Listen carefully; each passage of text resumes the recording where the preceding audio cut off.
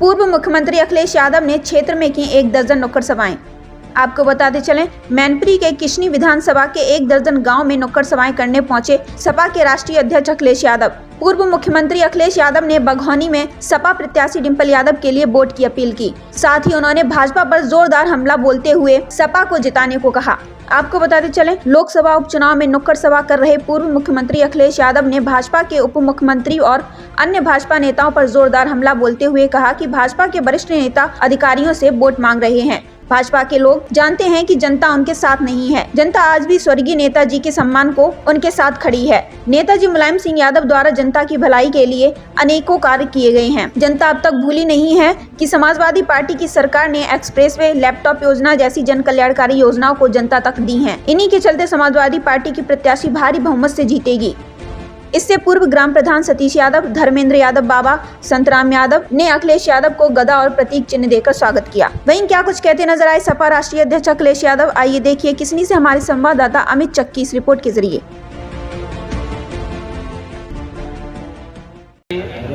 यहाँ पर मंच पर उपस्थित समाजवादी पार्टी के सभी हमारे नेता, इस कार्यक्रम में उपस्थित सभी हमारे बुजुर्ग, माताएं, बहनें, नौजवान साथी, पत्रकार बंधुओं, सबसे पहले मैं आप सबका धन्यवाद और आभार प्रकट करना चाहता हूं कि आप सब लोग इतनी बड़ी संख्या में आकर के इस कार्यक्रम को सफल बनाने का काम किया है। ये मैनपुरी का चुनाव बहुत ही विशेष परिस्थितियों में होने जा रहा है। हमने आपने नेताजी को 5 साल के लिए चुन करके भेजा था, लेकिन आज नेताजी हमारे बीच नहीं रहे हैं। उसी की वजह से हमें और आपको चुनाव में वोट डालने जाना पड़ रहा है। इस क्षेत्र से नेताजी कई बार लोकसभा के सांसद रहे हैं। यहाँ बहुत सारे ऐसे बुजुर्ग होंगे जो नेताजी के साथ पिछले 40 और 50 साल से लगे हुए हैं। यहाँ के लोगों ने उन्हें समय समय पर मदद करने का भी काम किया है। इधर हमें कई बार वो बुजुर्ग मिलते हैं जो कहते हैं कि नेताजी को हमने चंदा दिया था तब पार्टी मजबूत हुई थी। तो ऐसे वो लोग भी हैं जिन्होंने चंदा दे करके समाजवादी पार्टी को मजबूत बनाने का काम किया। अगर नेताजी ने लेकर के दिल्ली समाजवादी पार्टी की रैलियों में गए होंगे, जेल भी गए हैं। कई लोगों पे अभी भी सर्टिफिकेट होगा लोकदल का। कब जनता पार्टी बनी, कब दमकपा बनी, कब जनता दल हो गई, फिर लोक दल हो गई, और उसके बाद नेताजी ने अपनी पार्टी बनाई जिसका नाम समाजवादी पार्टी और चुनाव चिन्ह साइकिल। कई बार सरकार बनाई। जब पहली बार मुख्यमंत्री जी बने नेताजी, हमारे बुजुर्गों को याद होगा कि 10,000 रुपए कर्जा माफ करने का काम नेताजी ने किया था। हो सकता है नौजवान ये महसूस करते हो 10,000 रुपए क्या है, लेकिन पीछे मुड़ के देखो 30 साल पहले 10,000 रुपए की कीमत क्या थी। हमारे वो भी हैं जो जानते होंगे कि चुंगी जब निकलते थे तो किसानों को अपमानित होना पड़ता था। नेताजी वो मुख्यमंत्री बने, सरकार में आते ही उन्होंने चुंगी खत्म कर दी। अब कहीं किसान को कोई अपमानित नहीं होना पड़ता है। ऐसे कई फैसले नेताजी ने लिए अपने पूरे जीवन में जो अभी भी लोगों को याद हैं, और सदियों तक उन फैसलों को कोई बदल नहीं पाएगा।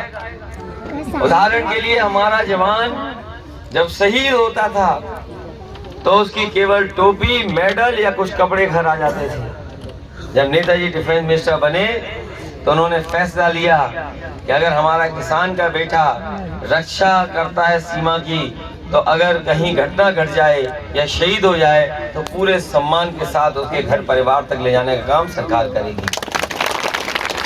ये सम्मान अगर फौजियों को किसी ने दिया है तो वो नेताजी ने साल में बनती है। लेकिन नेताजी ने जब कहा कि सड़क जल्दी बननी चाहिए, तो हम लोगों ने भी सरकार में 23 महीने में वो आगरा लखनऊ एक्सप्रेस बना करके तैयार कर दिया। बहुत से काम किए नेताजी ने। जो लैपटॉप मिला होगा समाजवादी सरकार में, आज भी जब चालू करते होंगे तो उसमें नेताजी दिखाई देते होंगे। हमारे नौजवान जानते हैं कि अभी भी वो खराब नहीं हुआ है। हमें तो नहीं मिला इस सरकार में। नहीं, तुम छोटे रहोगे तो अगली बार सरकार बनेगी तो तुम्हें उधर उधर से करके देख देंगे। इसलिए जो काम नेताजी ने किए वो ऐतिहासिक काम किए। इसलिए जब आज नेताजी हमारे आपके बीच में नहीं है तो हमारी आपकी जिम्मेदारी बनती है कि उन्हें याद करके एक एक वोट हम लोग साइकिल के चुनाव चिन्ह पे डालेंगे। और पूरा देश देख रहा है कि मैनपुरी की जनता क्या फैसला लेगी। कहीं चुनाव नहीं है, पूरे देश में केवल एक लोकसभा का चुनाव है, वो भी मैनपुरी लोकसभा का। और न जाने कितनी बार चुना आपने, कितनी ऊंचाई तक नेताजी पहुंचे। ये बातें मैं इसलिए बता रहा था कि नेताजी किसी ऊंचाई पे पहुंच गए होंगे, लेकिन वो अपने जमीन के लोगों को, किसानों को और गांव में रहने वाले को कभी भूले नहीं। वो जब भी सरकार में रहे, उनके पक्ष में कैसे फैसले लें, कैसे योजना बनाएं, वो समाजवादी पार्टी और नेताजी हमेशा करते रहे।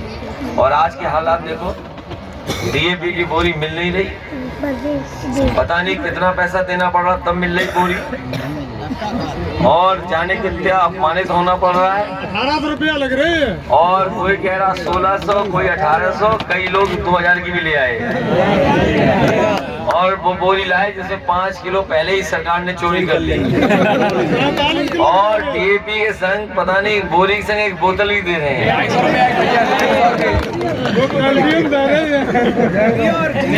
और ये गैस सिलेंडर आप जानते हो लाल वाला कितना महंगा हो गया। ये दे रहे हैं, सर्दियों चावल खाओ तो और ठंडा जाओ और बीमार हो जाओ। इसलिए आप सब जानते हो डीजल पेट्रोल कितना महंगा हो गया। और किसी नौजवान पे नौकरी नहीं, रोजगार नहीं, कोई भविष्य नहीं दिखाई दे रहा कि आगे क्या होगा। धान की खरीद नहीं, और धान की खरीद के लिए कोई इंतजाम नहीं। और हमारे ये नौजवान ऐसे ही इनका जीवन चला जाएगा, कोई नौकरी रोजगार नहीं। इसलिए आर्मी वाली अभी भर्ती हुई थी, अग्निवीर वाली, 1,26,000 को बुलाया, 1,26,000 नौजवानों ने फॉर्म भरा। सरकार ने 2,000 भी नहीं लिए। नौजवानों ने 1,26,000 फरक्काबाद में फॉर्म भरे थे, मेहनत की, तैयारी की, और 2,000 भी नहीं लिए।